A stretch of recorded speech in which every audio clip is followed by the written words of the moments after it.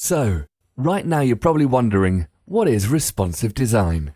Well, in today's world, the internet is one of the most important forms of media, and the internet is mostly consumed using desktop computers, right?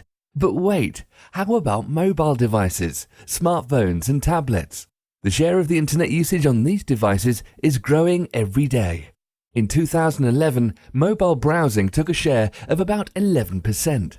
In 2013, it was near to 25%, and 2014 was the first year mobile exceeded desktop internet usage.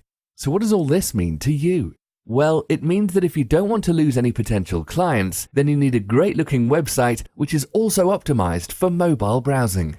Because the problem of many current websites is that the user experience on mobile devices is, well, how do I put it? Terrible. And that's a mission for responsive design. Responsive website responds to the screen of the device you're viewing it on. So instead of creating different websites for different devices, your responsive website rearranges the elements to fit any screen.